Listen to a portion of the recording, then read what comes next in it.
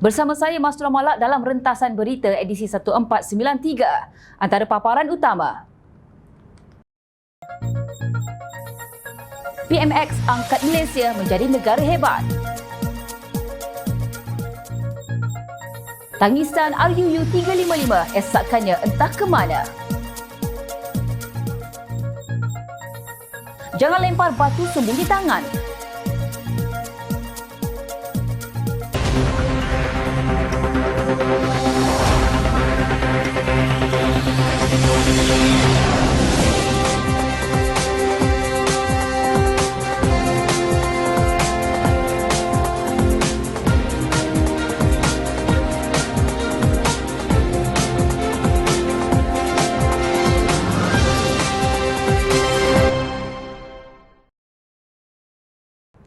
Assalamualaikum dan salam sejahtera. Ibarat memujur lalu melintang patah, Kerajaan Perpaduan akan memulakan corak takbir urus lebih tegas dan pantas untuk mengemudi negara pada tahun kedua pentadbiran Perdana Menteri Datuk Seri Anwar Ibrahim. Pada majlis kesyukuran sempena setahun pentadbiran Kerajaan Madani di Putrajaya malam tadi, Anwar berkata pada tahun pertama mengemudi negara, Kerajaan Perpaduan dengan tekad barisan Jemaah Menteri telah berjaya menyelesaikan pelbagai masalah asas rakyat. Antara usaha yang telah diperkenalkan dalam pentadbirannya termasuk ekonomi madani dan Pelan Induk Perindustrian Baru NIMP 2030 selain penyelesaian isu pendidikan. Tahun pertama kita kemudi Malaysia pada awalnya terumbang-ambing tetapi Alhamdulillah dasar jelas kita selesaikan masalah rakyat. Cukup setahun dengan mandat ada. Tahun baru ini kita akan mulakan dengan lebih tegas dan lebih jelas untuk membangunkan ekonomi negara, katanya yang juga Menteri Keuangan. Untuk rekod, Anwar mengangkat sumpah jawatan Perdana Menteri pada 24 November 2022, 5 hari selepas pilihan raya umum ke-15 PRU15 sebelum mengumumkan pelantikan 2 timbalan Perdana Menteri serta 28 ahli jemaah menteri dalam Kerajaan Perpaduan pada 2 Disember 2022. Pada 19 Januari, Anwar memperkenalkan Malaysia Madani sebagai usaha mengemudi serta mengangkat semula martabat dan kegemilangan negara di persada dunia. Madani diacu berteraskan 6 rukun iaitu kemampanan, kesejahteraan, daya cipta, hormat, keyakinan dan ihsan.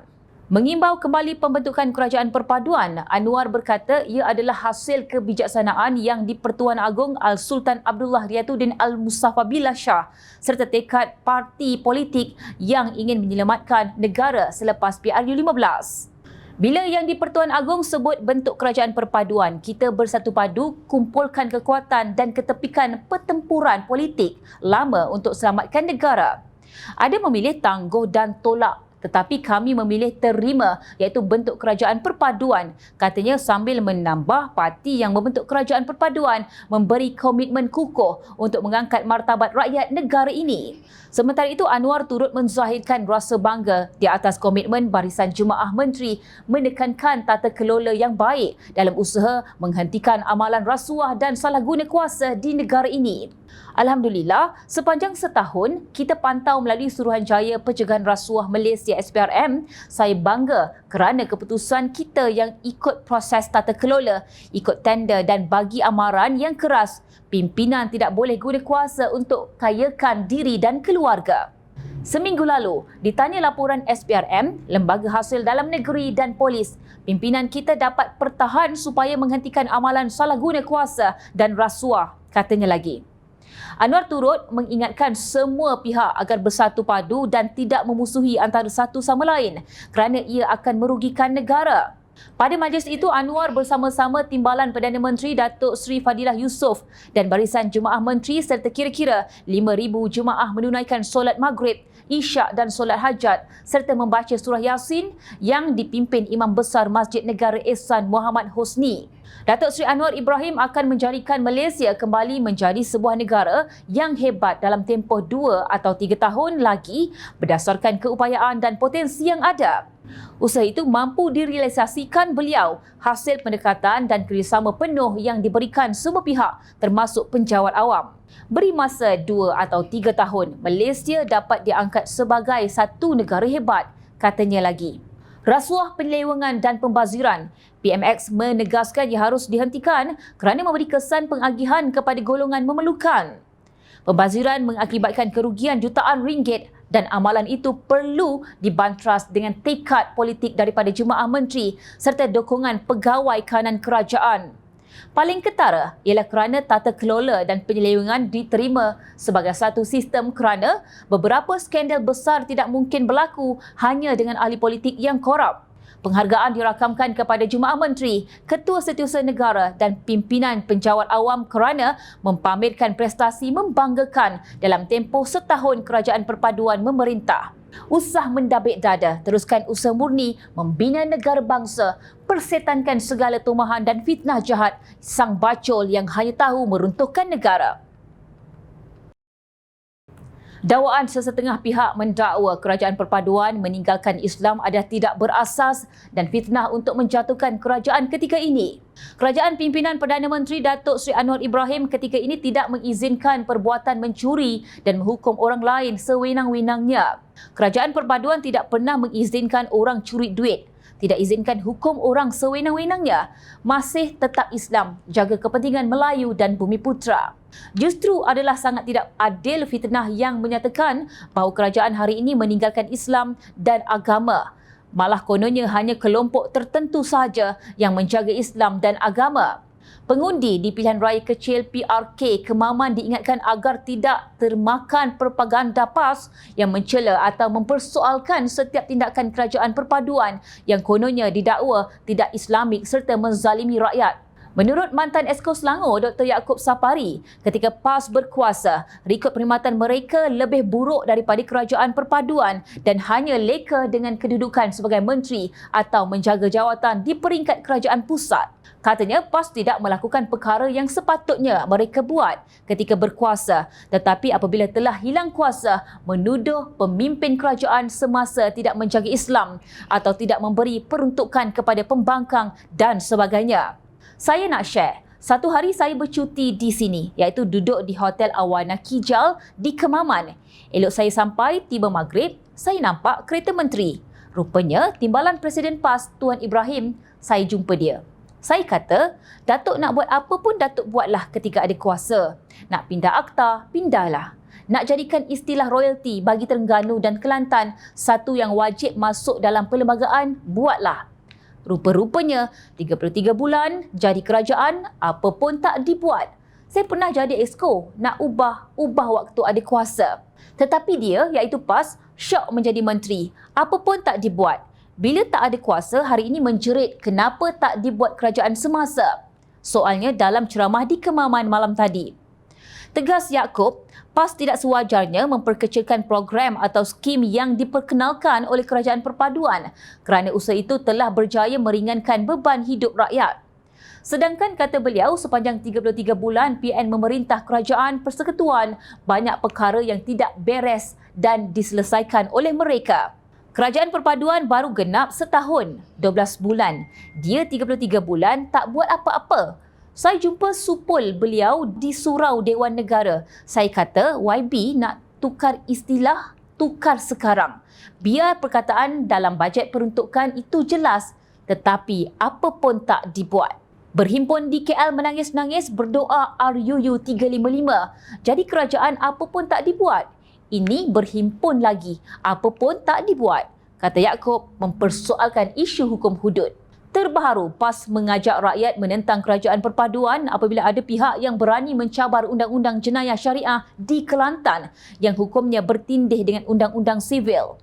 Sedangkan cabaran tersebut telah difailkan di mahkamah pada era Perikatan Nasional memerintah dan tidak mendapat sebarang reaksi para pemimpin PAS pada ketika itu. Usah pergi terlalu jauh. Ketika ini, Terengganu dikuasai PAS secara total tanpa pembangkang.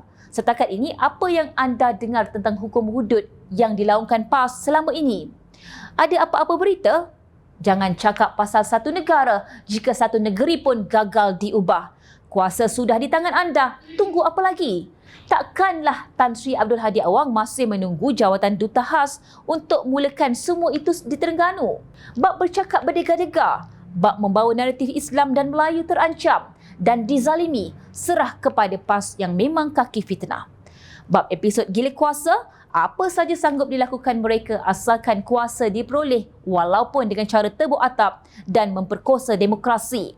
Belum lagi kita berbicara tentang merasuah pengundi yang terbukti di Parlimen Kuala Terengganu dan Kemaman yang dibatalkan kemenangan telah memaksa PRK diadakan sekali lagi melibatkan jutaan ringgit duit rakyat. Itukah ajaran Islam sebenar? Jawapan ada pada pimpinan PAS daripada kalangan ulama su dan para walaun yang buta hati. Nokta. Ketua Pemuda Bersatu Amardah, Wan Ahmad Faisal Wan Ahmad Kamal mendakwa kononnya beliau merupakan ahli Parlimen Perikatan Nasional PN yang pertama dihubungi wakil kerajaan untuk diajak mengalihkan sokongan kepada Perdana Menteri Datuk Seri Anwar Ibrahim. Pun begitu, Wan Ahmad Faisal mengakui beliau hanya diajak secara baik dan tidak diugut seperti ahli parlimen lain. Dakwanya, ada pihak lain selain Datuk Botak yang menawarkan peruntukan kepada ahli parlimen pembangkang jika mereka bersedia menyatakan sokongan kepada Anwar. Saya orang yang pertama dihubungi untuk alih sokongan, tapi saya tak diugutlah. Sama seperti Gua Musang, saya ditawarkan sudah tentu the biggest catch adalah peruntukanlah, itu basic.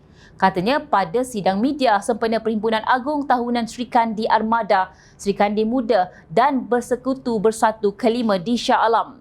Setakat ini sudah ada 4 ahli parlimen PN khususnya Bersatu yang mengumumkan sokongan kepada kerajaan iaitu Iskandar Zulkarnain Abdul Khalid, Kuala Kangsar, Suhaili Abdul Rahman, Labuan, Muhammad Azizi Abu Naim, Gua Musang dan Zahari Kecil, Jeli. Sebelum ini, Wan Ahmad Faisal mendakwa ada 2 individu yang menjadi dalang memujuk ahli parlimen BN termasuk salah seorang daripadanya digelar sebagai Datuk Botak. Kata Wan Ahmad Faisal, semua ahli parlimen termasuk pembangkang memang perlu kepada peruntukan daripada kerajaan. Justru dakwanya, faktor itu yang digunakan pihak berkenaan untuk mengumpan ahli parlimen pembangkang menyatakan sokongan seperti dilakukan 4 ahli parlimen terbabit. Beliau yang juga ahli parlimen Machang turut menyatakan keyakinan tidak ada lagi wakil rakyat pembangkang akan menuruti jejak langkah 4 ahli parlimen Bersatu yang sudah mengisytiharkan sokongan kepada kerajaan. Tapi hati manusia ini siapa yang tahu? Sebab itulah kita bermukim di sini 3 hari untuk mengingatkan ahli-ahli kita, khususnya wakil-wakil rakyat, bahawa kamu menang pilihan raya lalu itu sebab kami ahli-ahli yang bekerja keras, katanya. Walau bagaimanapun, Wan Ahmad Faisal menjelaskan kononnya individu terbabit tidak menghubungi ahli parlimen yang mempunyai kes mahkamah. Semua yang ada kes mahkamah atau kena ugut LHDN iaitu daripada Lembaga Hasil Dalam Negeri dan sebagainya tidak didekati, tetapi yang lain semua saya rasa sudah kena dihubungi Datuk Botak, tegasnya lagi. Beliau juga mendakwa kecuali Presiden Bersatu Tan Sri Mahyadin Mat Yassin dan Setiausaha Agung parti itu, Datuk Sri Hamzah Zainuddin, tidak dihubungi. Sedangkan yang lain semua diintai oleh wakil yang mengaku membawa mandat daripada Perdana Menteri. Dalam pada itu, Wan Ahmad Faisal mendakwa kononnya beberapa ahli parlimen PAS turut dihubungi oleh Datuk Botak dan ejen lain berkaitan perkara sama. Saya dengar ada ahli parlimen PAS dihubungi. Tidak pasti siapa tetapi ada, katanya. Sebelum ini, media melaporkan beberapa ahli parlimen PN mengesahkan ada menerima tawaran projek peruntukan dan jawatan dengan syarat perlu menyatakan sokongan terhadap Anwar. Rata-rata mereka dihubungi menerusi email, WhatsApp dan ada yang bersua muka. Sementara itu, dalam perkembangan sama, Wan Ahmad Faisal mempertimbangkan cadangan untuk membuat aduan kepada Speaker Dewan Rakyat Tan Sri Johari Abdul mengenai dakwaan berhubung parlimen dijadikan lokasi untuk memancing ahli Dewan. Itu cadangan yang baik. Kita boleh beri peringatan kepada Speaker. Saya akan bincang dengan parti dan Ketua WIP iaitu Datuk Sri Taqiyuddin Hassan. Tetapi susah nak minta Speaker masuk campur sebab kita tidak boleh halang orang masuk untuk jumpa ahli parlimen. Pertemuan itu mungkin bermula di parlimen dan berakhir di hotel, ujarnya. Kepada Wan Ahmad Faisal, kenyataan yang anda berikan kelihatannya terlalu surface atau berada di permukaan. Awal-awal lagi anda telah meletakkan satu cover iaitu anda diajak secara baik dan bukan mengugut. Anda hanya mendengar kononnya ada ahli parlimen PAS dipancing, anda mendedahkan kononnya terdapat email, WhatsApp yang digunakan untuk memujuk. Kenapa tidak dibuktikan semua itu? Kenapa tidak ditunjukkan kepada para wartawan secara jelas tentang semua itu? Jika anda kata semua ahli parlimen bersatu telah dihubungi oleh Datuk Botak, takkanlah tak ada seorang pun antara mereka yang mendedahkan, sedangkan semua rakyat tahu kegemaran dan hobi pemimpin bersatu adalah membogilkan orang lain. Rakyat meminta Wan Ahmad Faisal membawa bukti untuk setiap tuduhan yang dibawa satu persatu. Jangan hanya tahu mengeluarkan kenyataan dangkal dan menuduh secara melulu, ikut sedap tekak ketika di hadapan wartawan. Tuduhan anda itu terlalu berat. Ia bukan sekadar melontarkan teori cetak duit yang melambangkan kebodohan dan ceteknya akal anda sebagai pimpinan bersatu sebelum ini. Jika benar apa yang didakwa, kami sebagai rakyat ingin tahu siapakah Datuk Botak dan kami amat terkilan dengan kehilangan integriti kerajaan perpaduan. Ia perlu diperbaiki dengan segera. Namun, jika hanya satu fitnah, kami mahu Wan Ahmad Faisal dihadapkan ke muka pengadilan untuk tuduhan seberat ini. Jangan nanti lempar batu sembunyi tangan. Ingat, rakyat bukan bodoh, rakyat sentiasa memerhati. Jom Channel ingin mengucapkan jutaan terima kasih kepada para penyokong Jom Channel dan kepada yang berminat untuk memberikan sumbangan bagi membolehkan kami meneruskan perjuangan menyampaikan berita yang benar. Sumbangan anda boleh dibuat melalui akaun bank yang tertera. Suara rakyat kami sampaikan demi negara tercinta. Teruskan bersama kami di Jom Channel untuk mendapatkan berita politik tanah air. Saya Mas Romala. Assalamualaikum dan salam sejahtera.